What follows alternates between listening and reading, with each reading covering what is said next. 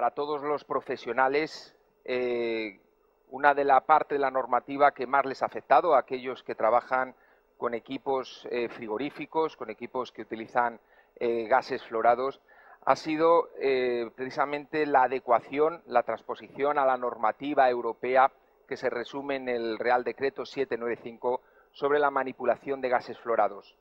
Dicho de otra forma, a día de hoy, cualquiera que quiera manejar cargas de refrigerantes que contengan algún tipo de gas que pueda generar efecto invernadero o que sea dañino para la capa de ozono, tiene que acreditar una cualificación, una capacitación, ¿vale?, que de alguna forma le permita el manipular tanto las instalaciones como los depósitos que contienen dichos refrigerantes. Esto es, entre otras cosas, por un tema de control sobre las fugas del refrigerante, y para ello se han establecido unos protocolos que, si bien ya existían, bueno, pues ahora quedan de alguna forma más matizados o reflejados en lo que es el código, en este caso el RSF, el Reglamento de Instalaciones Frigoríficas, y por ende en el RITE, y que de alguna forma son las que vamos a ver para entender cómo deberíamos de hacer las cargas de refrigerante, cómo se debería de recuperar, y además con el criterio siempre de dejar los equipos, lo que venimos hablando, siempre funcionando para lo mejor que pueden funcionar, como premisa ideal en las instalaciones. Bien, el equipo lo tengo funcionando, pero vamos a partir del concepto del hecho de que fuera una instalación nueva, en la cual evidentemente ya tenemos el replanteo hecho, tenemos ubicada la unidad exterior, tenemos ubicada la unidad interior. Esto es una instalación bastante sencilla, una instalación básica a nivel de climatización, en la cual ambas unidades tienen que quedar unidas para cerrar el circuito frigorífico a través de tuberías.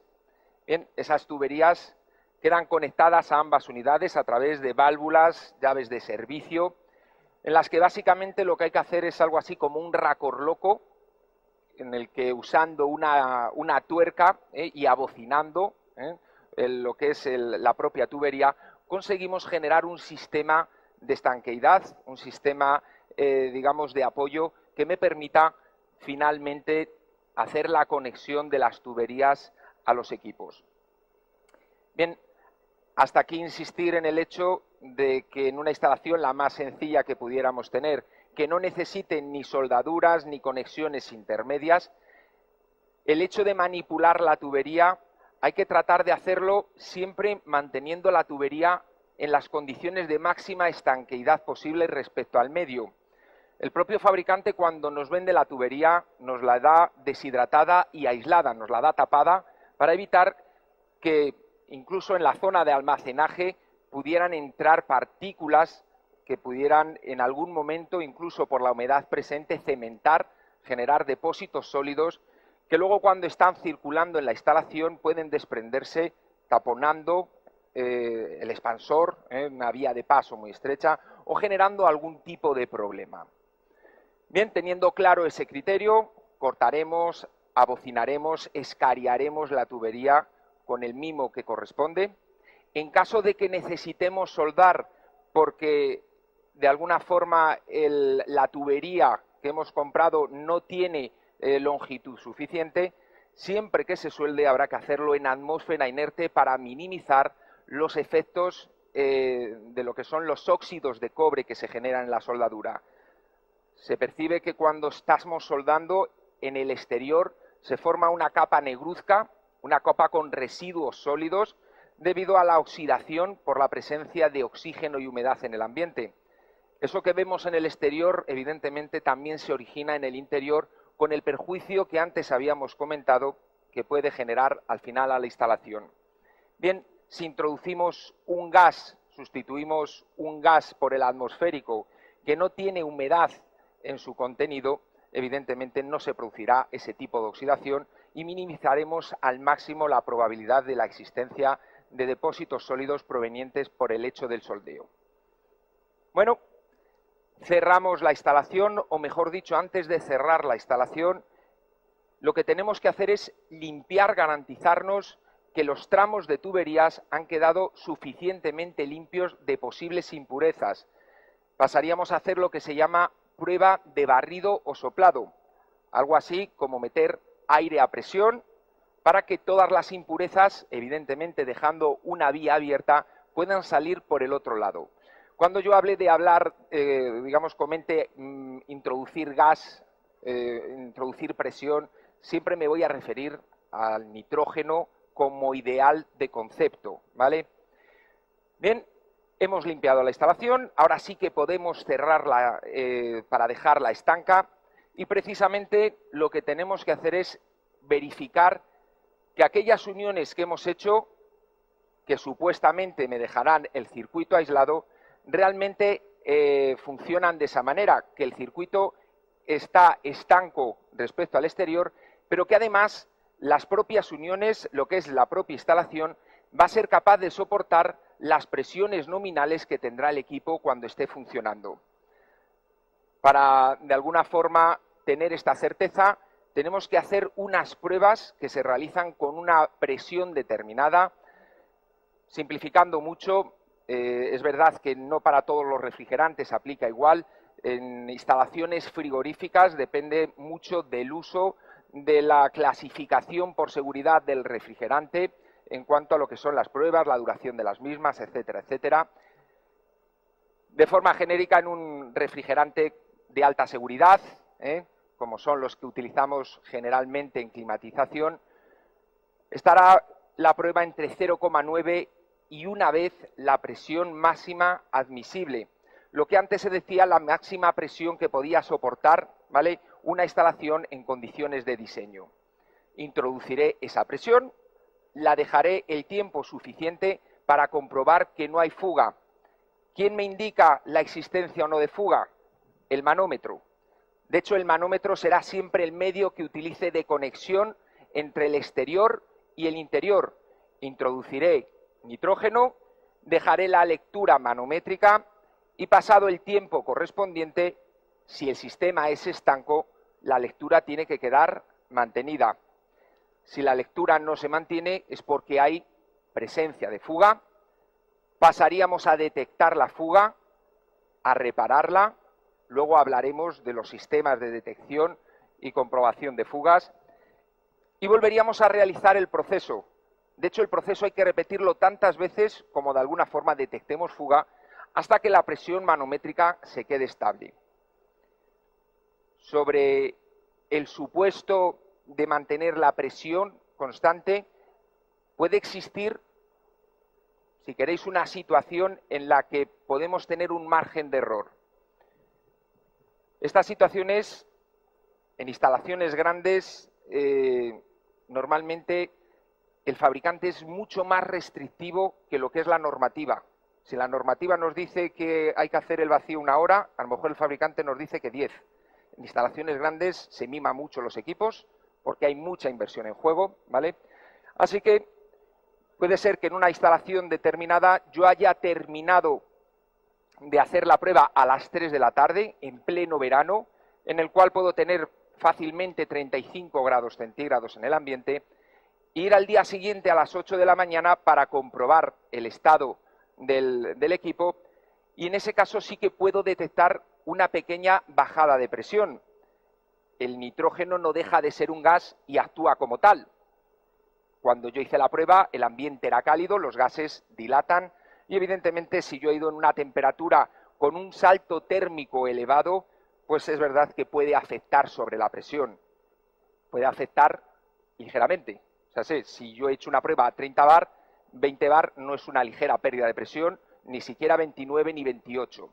Si tenéis dudas al respecto, si es por fuga o es por, digamos, condiciones climatológicas, el nitrógeno es un fluido catalogado como tal y en cualquier escala termodinámica podréis ver la relación entre temperatura y presión y comparar lo que habíais hecho por la tarde respecto a lo que tenéis por la mañana para ver si es factible o no es factible. Bien, termino de realizar la prueba, confirmo que el sistema es estanco, confirmo que el sistema además al menos nos lo dice así la normativa, al someterlo a esa presión, será capaz de soportar las presiones cuando esté en condiciones de funcionamiento nominal. Lo que tengo que hacer es liberar la presión que había dejado para hacer la prueba y pasar a hacer el vacío de la misma. El vacío consiste en el uso de una bomba de vacío que conectaremos igualmente a través de mi puente de manómetros. En este caso lo que haremos será extraer el aire interior del circuito. Cuando digo circuito son las líneas, el montaje que he realizado. Lo que es la unidad exterior es estanca desde las llaves hacia adentro, sobre todo porque además muchos fabricantes, o lo normal en este tipo de instalaciones, es que vengan con una precarga de refrigerante. Si hago el vacío de todo, evidentemente también estaría sacando el refrigerante. Con las llaves cerradas lo que hago es vaciar toda la instalación, ¿vale?, desde las llaves en adelante. El mismo criterio, el vacío lo realizaré en función de la carga. Si es más de 20 kilogramos, habrá que hacerlo de una manera. Cuando las cargas son superiores a 20 kilos, se aconseja retiro. Se obliga a que se rompa como mínimo una vez el vacío con nitrógeno, como, digamos, sistema que facilite la eliminación de la humedad que haya podido vaporizar al realizarse el mismo. Y al final la prueba tiene que terminar con la presión manométrica, al igual que lo hacíamos en sobrepresión, sostenida. ¿Hasta cuándo hay que hacer el vacío? Bueno, pues para un manómetro convencional, un manómetro analógico de los que normalmente vamos a tener en los maletines de los instaladores, de los mantenedores, es hasta alcanzar los -1 bar. La normativa nos dice que tenemos que alcanzar los 270 bar absolutos. Bien, si es digital muy preciso, seguramente lo podamos tomar como dato en el resto de los manómetros. Os digo ya que eso es inapreciable, pero bueno, es un criterio como dato que tenemos de la normativa.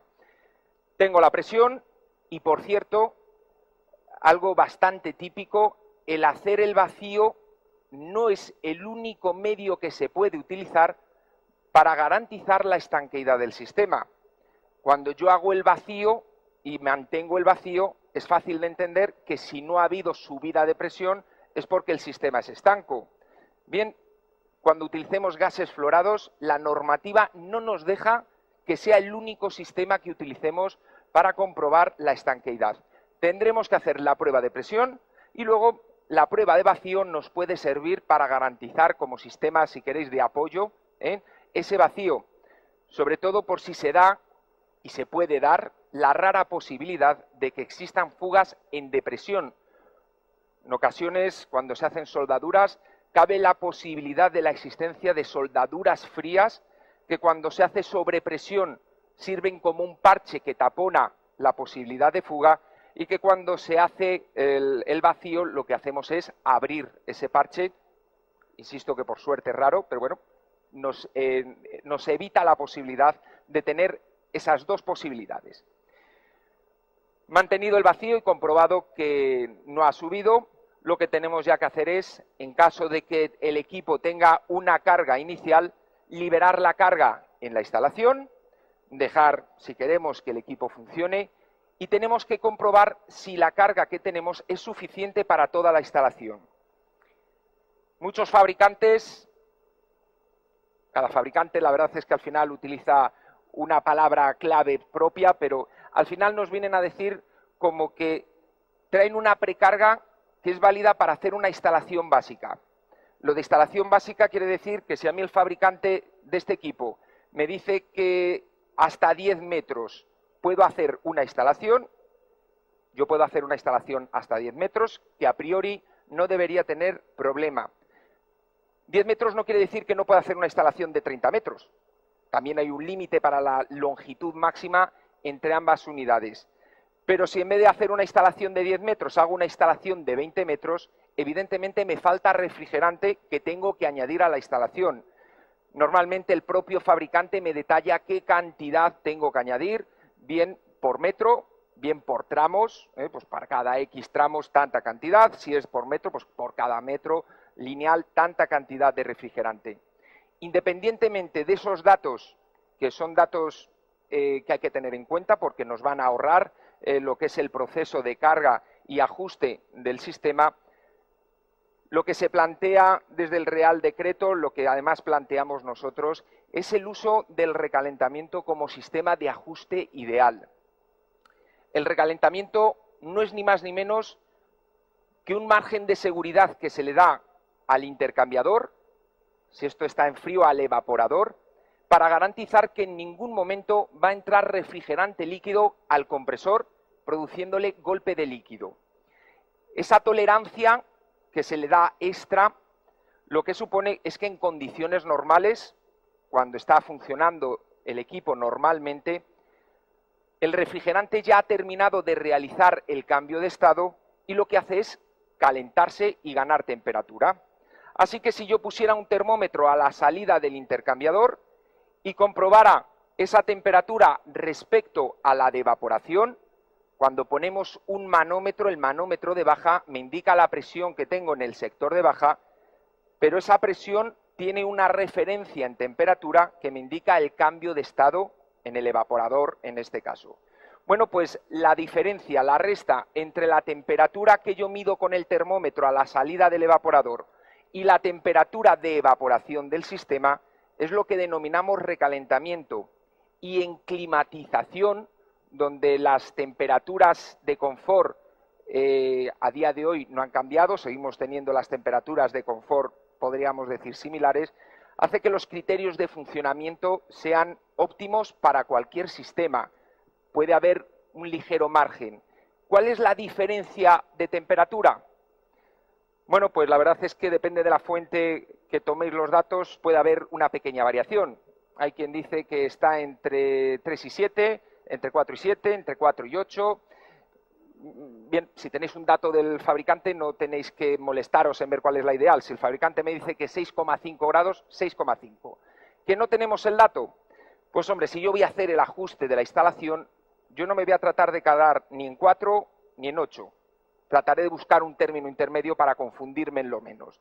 Y si todos usamos ese criterio, el que use entre 3 y 7 se va a quedar seguramente en un valor muy próximo al mío. 5 o 6 grados, si no tenéis una referencia mejor, como recalentamiento puede ser un dato bastante óptimo.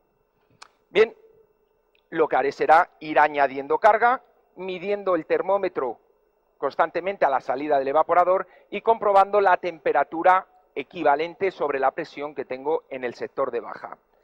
Que en vez de obtener un dato de 7 u 8 grados, tengo un dato de 20 grados, pues la interpretación es inversamente proporcional a la carga de refrigerante.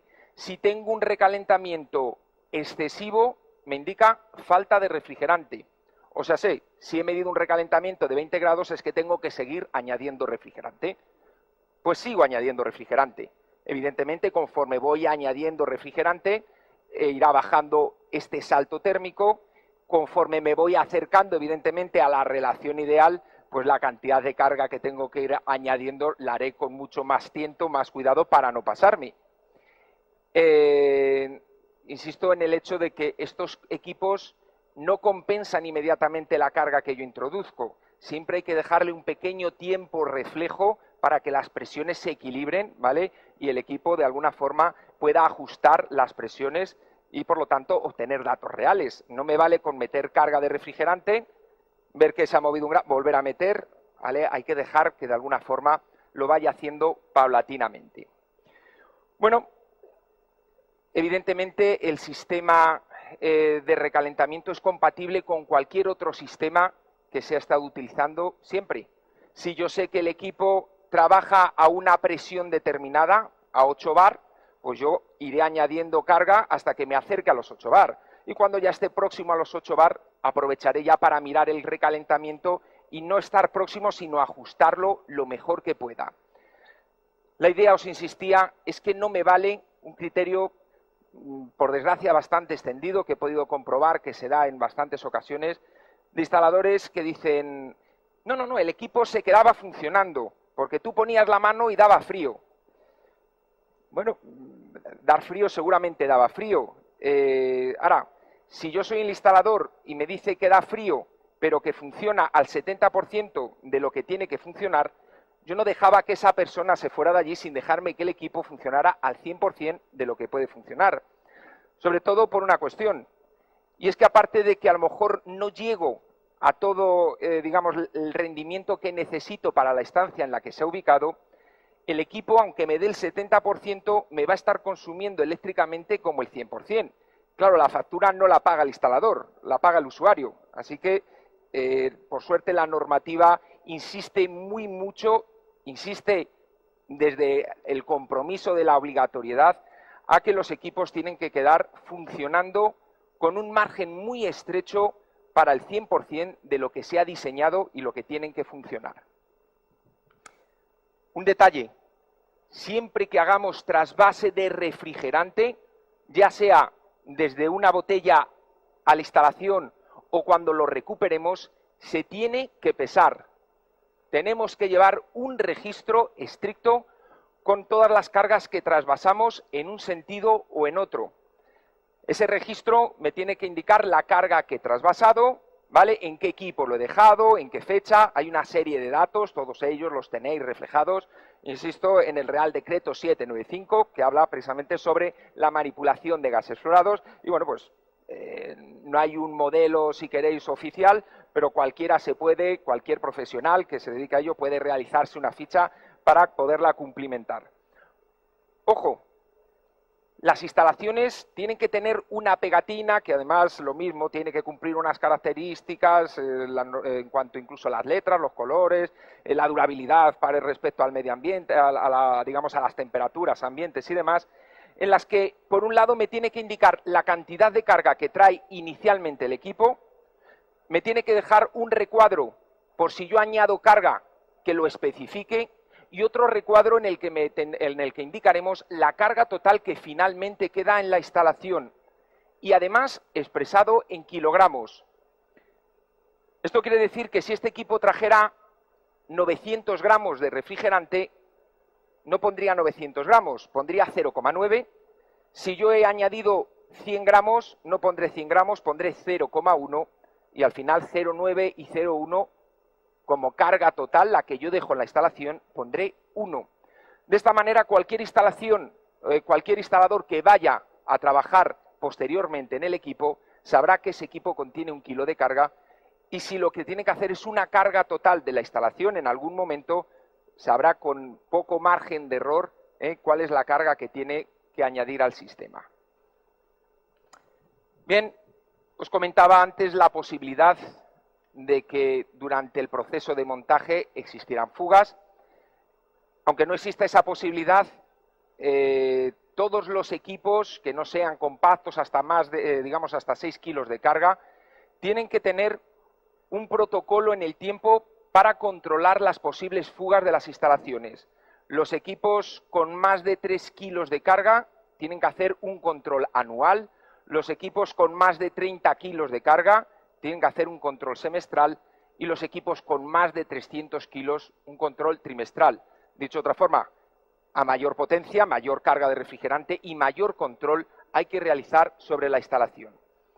Estos controles de fugas se pueden realizar desde dos perspectivas, lo que llamamos control de fugas mediante sistemas directos y control de fugas mediante sistemas indirectos.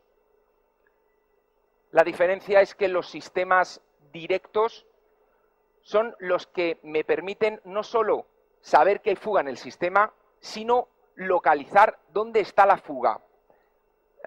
A mí me gusta complementar diciendo que además estos sistemas me permiten localizar la fuga sin necesidad de que el equipo esté en funcionamiento. Y además, si únicamente utilizo un sistema como criterio de detección de fugas, ese tiene que ser directo. Métodos a utilizar. Bueno, la normativa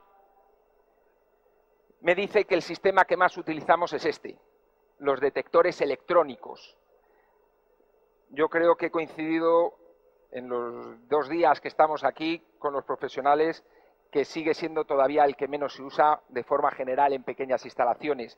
Casualmente el que dice la normativa que está en desuso y que nadie usa, que es el agua jabonosa, es la que más usamos. La normativa no siempre, si os dais cuenta, va de la mano de la realidad.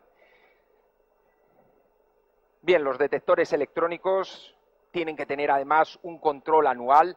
Lo que es el sensor es un reactivo que tiene un desgaste, por lo tanto hay que llevar a calibrarlo, se exige que se haga anualmente. Tienen que tener además por normativa una sensibilidad mínima de detección de fugas equivalentes a 5 gramos al año. Esto quiere decir que cuando estoy yo detectando fugas con un detector electrónico, en un momento instantáneo a lo mejor estoy teniendo una fuga de 0,00, no sé si habrá muchos ceros más o no, en cuanto a fuga de refrigerante. Sistemas muy sensibles en cuanto a sensibilidad. Le doy la razón a la normativa que es el mejor de los sistemas. Yo le pongo la pega de que es el mejor de los sistemas cuando las condiciones también son las mejores. El problema es que es tan sensible que como el aire esté contaminado, el hecho de que hayamos soldado cerca, de que haya, por ejemplo, determinados productos, pinturas, espuma de poliuretano que se haya podido dar, etcétera, puede reaccionar de alguna forma pues dándonos muestras por simpatía que no corresponden con la realidad y evidentemente dándonos lugar a confusión. Bien, aparte de este sistema, lo hemos visto, la agua jabonosa, lo que se llama espuma de baja tensión para diferenciarlo de las espumas comerciales, mucho más densa, con más tensión, con más aguante sobre el soporte y evidentemente que en caso de fugas pequeñas permitirían localizar la fuga antes de que la pompa se llegara a romper.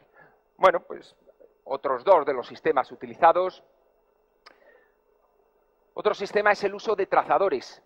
Los trazadores son aditivos químicos que se añaden a la instalación y que se juntan, se mezclan con el lubricante.